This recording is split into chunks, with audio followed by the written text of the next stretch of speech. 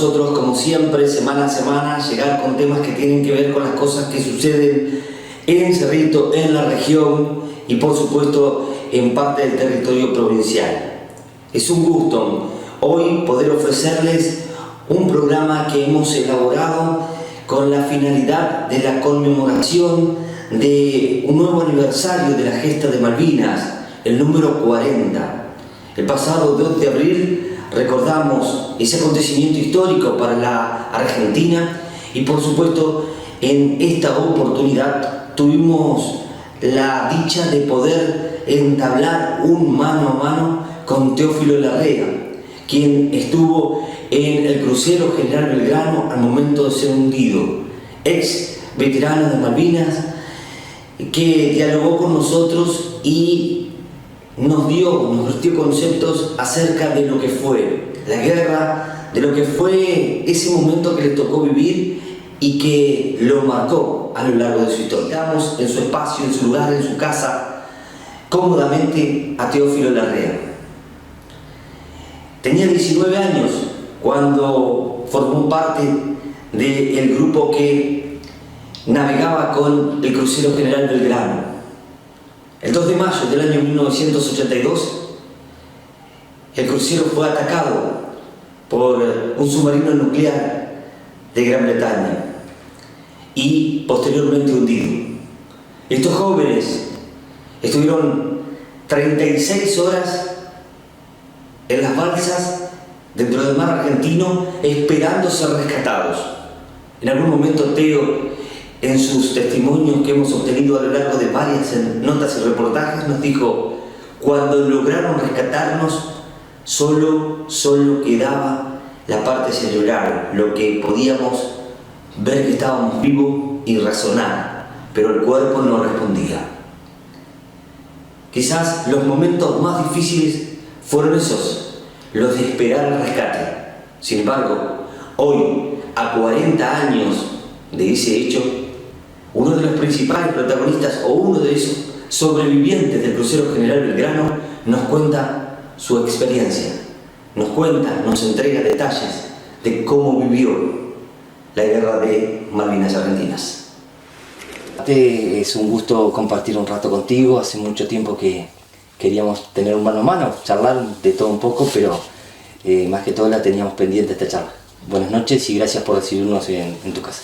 Bueno, antes que nada, buenas noches, gracias por venir. La verdad que sí, al tiempo estábamos charlando de una cosa, de otra, organizando que teníamos que charlar y bueno, y hacer una pequeña entrevista, así que bueno, gracias por venir. Motivo la presente también, con estos 40 años, ¿no? Exacto. De la gesta de Malvinas. Se cumplen 40 años de la gesta de Malvinas, 40 años que seguramente han dejado y arrojado de todo en el camino después de todo lo que vivieron ustedes, ¿no? Sí, sin ninguna duda deja mucha tela para cortar, deja mucho para analizar. Desde aquellos 19 años que tenía yo, por aquel entonces. Y Malvinas siempre se puede aportar de diferentes, se puede, ¿cómo te puedo decir? Se puede analizar. Desde diferentes ámbitos, ¿no es cierto? Desde todo el contexto macro, el contexto internacional que se desarrolló en aquel momento, se encontraba en aquel momento, y después el contexto interno también, político de aquella época, que me gusta. Creo yo que si hablamos de Malvinas tenemos que hablar de esas cuestiones que son bien interesantes, que son cruciales, si se quiere. Sí. Y son fundamentales para los intereses soberanos de nuestro querido país, de nuestra América Latina también. Contame un poco cómo habías llegado ese momento, cómo te habías incorporado, cuándo te habías incorporado vos a las filas del ejército, cuándo te incorporaste ya al crucero General Belgrano, ¿cómo fue el proceso, digamos, de todo esto? Bueno, era el año 1979, yo por aquel entonces estaba cursando el tercer año de la escuela secundaria, colegio secundario, en Sauce de Luna, donde vivía mi familia por aquel entonces, y en esos años, plena dictadura militar, se usaba mucho para los jóvenes del interior de aquella época incorporarse a las Fuerzas Armadas, porque era como un modismo que había, y para los, digo yo siempre, para las personas que teníamos pocas posibilidades de estudiar otra cosa, como era mi caso particular, era una buena oportunidad, ¿no es cierto?, para seguir aprendiendo otra cosa, habida cuenta de, ya digo, del contexto en el cual se desenvolvía la sociedad de aquella época, donde en nuestro pueblo, como en todos los pueblos del interior, los teléfonos prácticamente eran inexistentes, los canales de televisión, lo que más llegaba era la radio, y siempre le cuento a mis hijos que el medio de comunicación más fluido de aquella época era el tren. Lloviera, o hubiera frío o calor, todo el tren pasaba, siempre había tren. No fallaba, digamos. No fallaba. Así que, bueno, desde con mis 19 años, 17 años, con mis 17 años, hice mis bolsitos, hice mis maletas, como se dice, y partí hacia Buenos Aires y me incorporé a la Armada Argentina, a la Escuela de Mecánica de la Armada, en enero de 1979. Allí pasaron 2 años de cursos de formación, de capacitación, de aprender todo lo concerniente a la vida en el mar. Hasta allí había sido todo teoría. Así que estudié y me recibí en la Escuela de Mecánica 2 años más tarde. Ya salía con la jerarquía de cabo segundo de la Armada Argentina. Así que salí y me incorporé. La Armada me manda, digamos, a la flota de mar. Y ahí me incorporo al crucero Ara General Belgrano. Transcurrió todo el año 81, un año particularmente de maniobras. Recuerdo que fue ese año donde se navegaba muchísimo, todos los meses había maniobras en el mar de todo tipo, desde reabastecimiento, desde maniobra con helicópteros, desde reaprovisionamiento de combustible con otros buques de YPF. En fin, había bombardeos en la costa con los cañones y demás. Se entrenaba muchísimo. O sea, se estaba preparando algo, como que... Sí, no sabíamos qué, pero bueno, nosotros simplemente cumplíamos órdenes. Yo con mis 19 años, la verdad que era 18, tenía por aquel entonces, ya sí, pronto cumplí 19, esas edades más o menos ahí. Era toda una aventura realmente, porque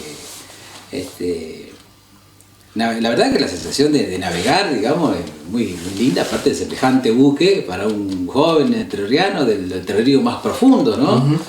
Era realmente una aventura. Y bueno, y así pasaron los días, pasó el entrenamiento, y después vino en abril del año 82, vino la Guerra de Malvinas. Bueno, ahí fue otra historia, ¿no es cierto? Porque uno, si bien se prepara para la guerra, porque para eso se incorpora uno a las Fuerzas Armadas, pero dice, no, nuestro país teóricamente no tenía hipótesis de conflicto a corto plazo. Claro, no va a entrar en un no creíamos, generalmente se utilizaban las Fuerzas Armadas para como se utilizan hoy, creo, para situaciones de paz de Naciones Unidas, los contingentes que iban, que venían, qué sé yo. Yo la verdad que siempre di cuento y siempre digo, ni en el más loco de mis sueños pensé que en algún momento iba a llegar a vivir una guerra, realmente. No, nunca me lo imaginé. Pero claro, no estaba incorporado para eso. Y bueno, y se dio.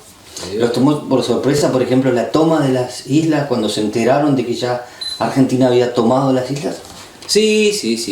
Nosotros, digamos, hacíamos una vida de a bordo, ya digo, rutinaria, si se quiere, de entrenamiento, de guardias y demás. Por ahí salíamos como lo hace cualquier vida dentro de la vida castrense, ¿no? De una unidad de combate, salíamos de Franco, nos íbamos a nuestra casa, volvíamos, qué sé yo, y no pasaba nada. Hasta que un día, bueno, empezamos a ver movimientos y cada vez más movimientos, pertrechos militares yendo, viniendo, gente por todos lados. Pensábamos que se había reactivado el conflicto con Chile, que el año anterior, y cuando nos informaron que se había tomado las Malvinas, bueno, fue toda una sorpresa realmente, ¿no? Fue una sorpresa, pero bueno, en ese contexto, digamos, a cumplir las órdenes. En ese contexto también la sociedad argentina lo vivía hasta con euforia en su momento, el recuperar. Sí, sí, días pasados. No dimensionaba Claro. a quién estábamos enfrentando, ¿no? Claro, días pasados estuve leyendo un libro que se llama Malvinización y Desmalvinización, y ahí habla precisamente de que el pueblo argentino, o el régimen mejor dicho, vivió un periodo en el cual esa euforia única en su momento superó completamente al régimen militar, porque ni los militares creían que iban a tener semejante apoyo del pueblo, habida cuenta de todos los desastres que estaban haciendo los militares por aquel entonces, ¿no? Que está también especificado en el libro, está contado en el libro, digamos, cómo era la vida en nuestro país en ese momento. Hablando con amigos que tengo dentro del ejército también, analizando por estos días, porque cómo era el país, lo que significó, digamos, para nosotros como sociedad. Por un lado, la euforia del pueblo que apoyaba la gesta de Malvinas, y por otro lado, cuenta el libro que nos encontramos con que teníamos una enorme crisis de representatividad y credibilidad de un gobierno que nadie había votado, y que el verdadero enemigo tampoco, que el verdadero enemigo, que es el imperio, digamos, es que no tiene amigos, solamente intereses. Y ahí, cuando los intereses del imperio ya o los intereses de la junta militar ya no eran los intereses del imperio, ahí le quitaron todo el apoyo. Y ahí terminó, ¿no es cierto? Sí, sí, sí. ¿Te metiste un poco en la historia del barco que te llevaba a bordo durante mucho tiempo? Sí, porque sí, tiene sí, toda una historia. Sí. En 1938 Sí, una historia era... fue un barco que estuvo hasta en Pearl Harbor, sin sufrir un daño. Y terminó siendo de la Argentina, de la Armada Argentina, y después, por supuesto, de cada uno de ustedes que tenían ahí la situación de estar Claro, arriba, ¿no? sí, en la bajada de las máquinas, recuerdo, en la planta motriz del barco, había una placa enorme de bronce cromado donde tenía el nombre originario y decía Filadelfia 1938. Exacto. Phoenix, decía muy grande, así una placa enorme. USS Phoenix. Sí. Filadelfia 1938. Siempre la miramos porque era preciosa la placa, realmente una cosa muy, muy linda hecha. Y bueno, y en su momento fue un buque insignia de la Armada. De la Armada. Se sabe a lo largo de la historia. Y el buque fue hundido por un submarino nuclear inglés llamado Conqueror, con el nefasto saldo de 323 compañeros muertos, 323 argentinos que enfrentaron sus vidas. Y bueno, de ahí se inicia la historia como cuenta el libro. Pásamelo por favor. Sí, está bien, tranquilo. ¿Cuántos eran los que iban en total en el barco? 1045. 1045. 323 pierden la vida. 323 perdieron la vida. Ajá. Y se inicia, según cuenta la historia, queda en los anales de la historia de la Armada Argentina, Sí. una operación de rescate más grande y única en la historia de la Armada Argentina. Y logramos sobrevivir el 90%, digamos, de los tripulantes. Un buque que también era emblema para el territorio nacional, para el argentino. Sí, porque cuando se da la noticia, cuando se da a conocer, fue un durísimo golpe hasta para la sociedad argentina. Claro. Porque era el general Belgrano. Sí, porque en definitiva yo creo que la sociedad no está, se me ocurre pensar a esta altura del partido, que la sociedad argentina no estaba preparada, digamos, para la guerra.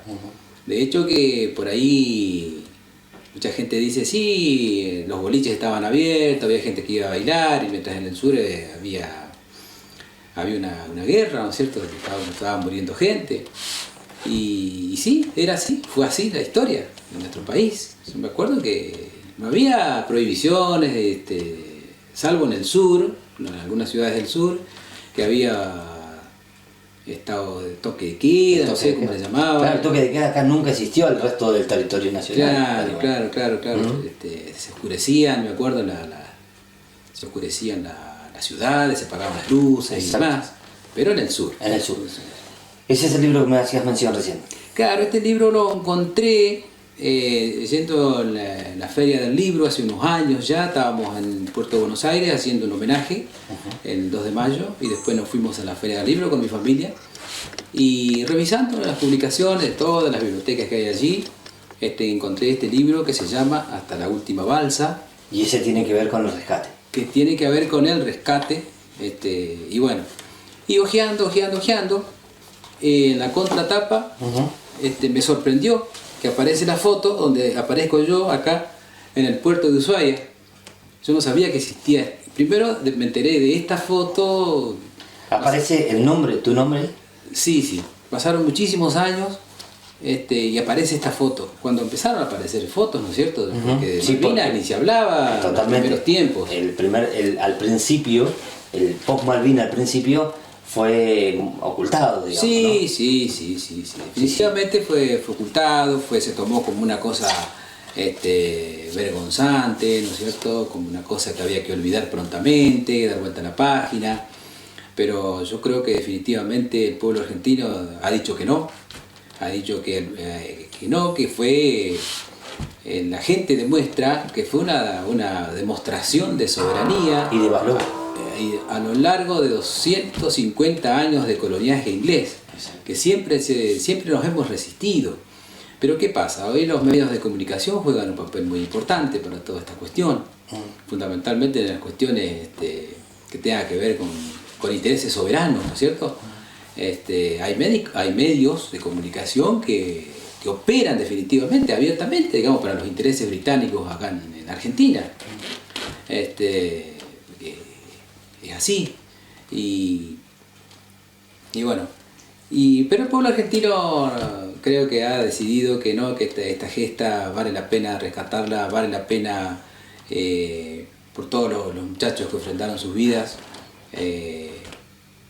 No olvidar, tenerla siempre presente, y a medida que pasan los años como que se va abriendo el panorama, que va quedando en claro. Exacto. Quiénes son nuestros enemigos y quiénes son nuestros amigos, y cuánto necesitamos como país reforzar la intención al menos de la patria grande, que soñara San Martín, que soñara Bolívar y que soñara O'Higgins.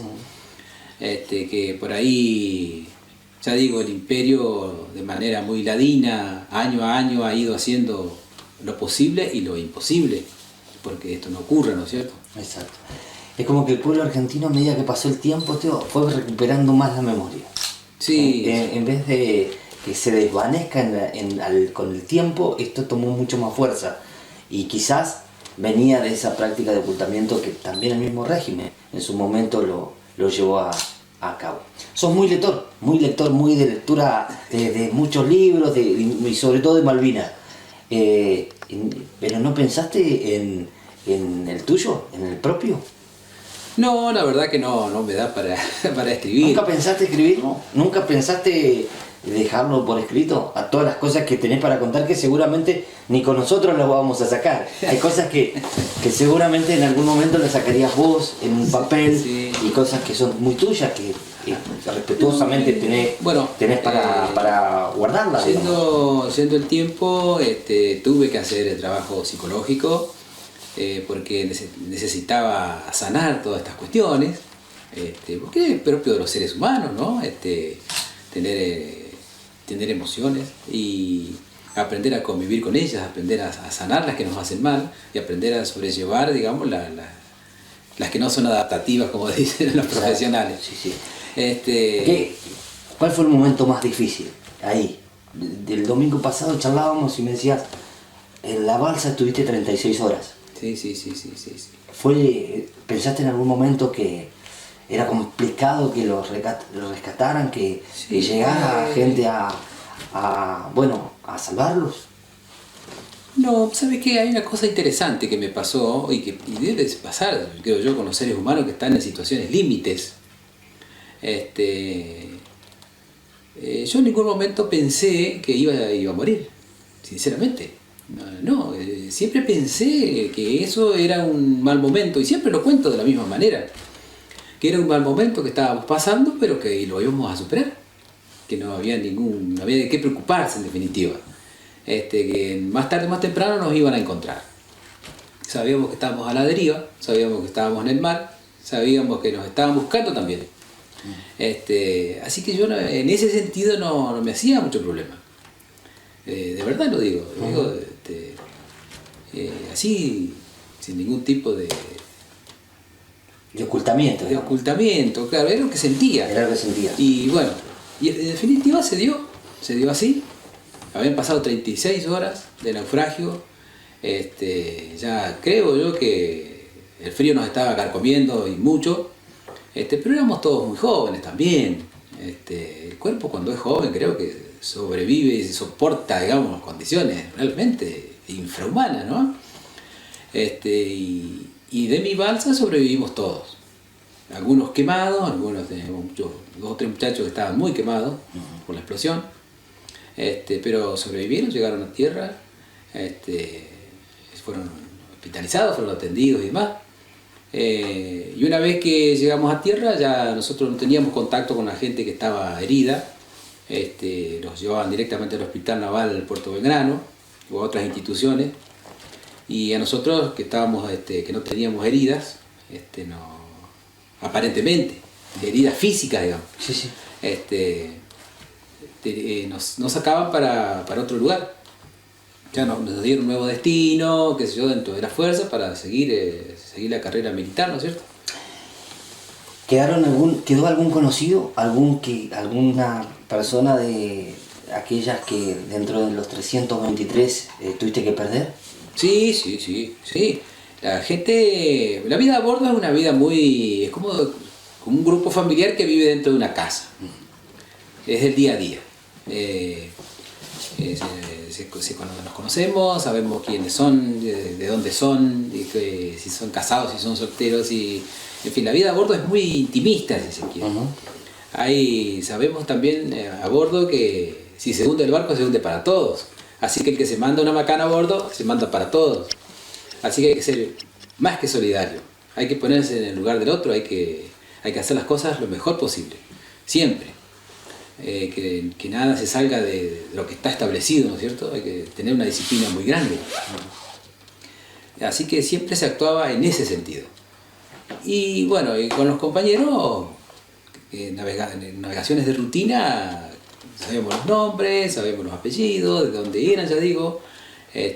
Por ejemplo, había dos muchachos que eran cantineros, que eran civiles, los hermanos Ávila, que ellos murieron en la explosión, murieron en el ataque, y les ofrecieron si se querían desembarcar, porque era una operación de guerra.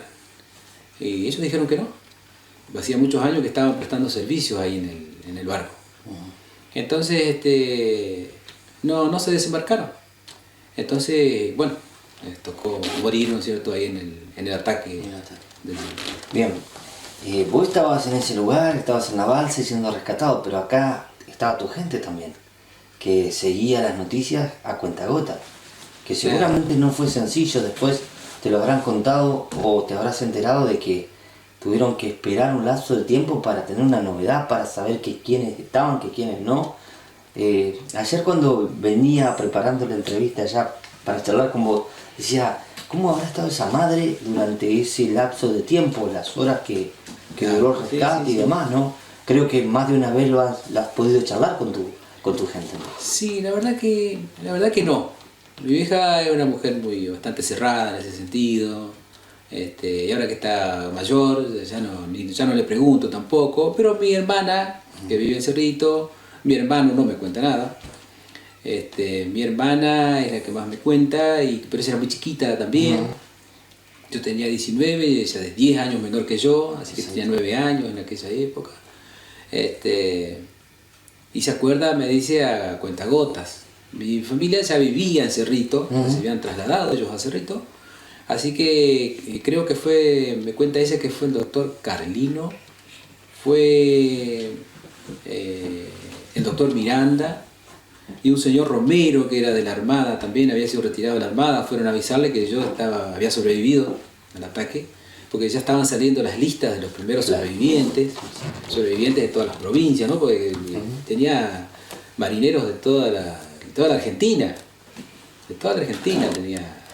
tenía gente. Bueno, y como prestó servicio tantos años el buque dentro de la Armada, tengo tíos que estuvieron ahí, así que dentro de la fuerza, ¿no? Y navegaron en el Belgrano. ¿Cómo vivís hoy? Vos me decías tus hijos, tu familia. Hay mucha gente que pasó por Malvinas que le costó reconstruir su vida. A nosotros te vemos a vos y vemos una vida reconstruida, y esto seguramente también es un logro de fortaleza interna, que el proceso lo has tenido que llevar adelante como para constituirlo de esta manera, ¿no? Sí. Bueno, hoy tengo 59 años, tengo una sordera que es bilateral, así que uso un audífono. Producto de Claro, sí. Bueno, después, pero hoy por hoy estoy bien de salud dentro de todo. Hay algunas cosas que siempre andan dando vueltas por ahí en los seres humanos, pero bueno, quien más, quien menos tiene sus pequeños inconvenientes. Claro, pero has pasado por... Claro, estoy casado, tengo 3 hijos de mi señora, así que hace 32 años que estoy casado. Y bueno, pronto vas a ser abuelos ya, así que también estamos en la dulce espera, renovando las esperanzas, ¿no es cierto? Y poniéndole todas las fichas a la futura mamá, que es nuestra hija mayor. Bien. Así que gracias a Dios siempre agradecido de la vida, fundamentalmente, por las cosas que tenemos y las cosas que no tenemos, porque siempre decimos que cuando las cosas no se dan, por algo es, porque no te lo merecías, no lo necesitabas, o vayas a saber qué paradoja del destino, ¿no? Pero en definitiva, lo ideal es agradecer por las cositas que tenemos, que fundamentalmente son afectos. Realmente yo soy un tipo que me hace mucho bien los afectos, realmente, y son los que prevalecen, los que están, y no son muchos los amigos que tengo, pero son todos de fierro, realmente. Esos son mis amigos. ¿Te molesta por ahí que quieran hablar de Malvinas, de que te busquen, que te quieran entrevistar, de que por ahí una escuela llame a Don Teo y diga va a venir a hablar o a contarle a los pibes lo que vivieron, ahora que se está exteriorizando un poco más todo esto, todavía ha tomado fuerza? ¿Eso te molesta cada tanto o te gusta contarlo? Bueno, desde buen tiempo a esta parte nos llaman de todas las escuelas. De muchas escuelas nos llaman y nos piden. Yo estoy trabajando en la Escuela Agrotécnica de Villa Urquiza en este momento, donde estamos ahora. Ahora estamos en Villa Urquiza. Estoy trabajando acá en la Escuela Agrotécnica. Y bueno, y siempre charlamos. Por ahí la gente no se anima a preguntar, porque me lo dicen, nosotros no nos animamos a preguntar. Pero no tengo ningún problema en contar aquellos acontecimientos, ¿no? Y siempre me dicen que es bueno que lo cuenten, porque es como un incentivo para los chicos por ahí que no tienen muchos hoy por hoy modelos a seguir, actos de entrega, actos de valentía, nos dicen los docentes, ¿no es cierto? Y bueno, entonces estamos dispuestos por los chicos, siempre hay que hacer un esfuerzo por las generaciones futuras, que sepan porque desgraciadamente viene a cuento, porque en nuestro querido país la historia oficial siempre se nos cuenta una historia lavada y planchada, totalmente alejada de la épica, totalmente alejada de los esfuerzos, de la entrega total hasta perder la vida, que es lo más sagrado que puede llegar a tener un ser humano, ¿no? Y en este caso, contar la historia de Malvinas tal cual es, alejada de los libros y en primera persona, los docentes nos hacen hincapié en esta cuestión. Para ellos es importante. Hay gente que se larga a llorar a gritos. El otro día, por ejemplo, el año pasado antes de la pandemia estábamos en un desfile y se acerca un muchacho joven con una criatura y no nos decía nada, y lloraba, nos veía un grupo de veteranos que estábamos charlando ahí después del desfile, no decía nada y se puso a llorar. A ese punto, digamos, emociona a la gente la gesta de Malvinas. Así que bienvenido, y gracias por todas estas cuestiones que suceden, ¿no es cierto?, en el pueblo argentino.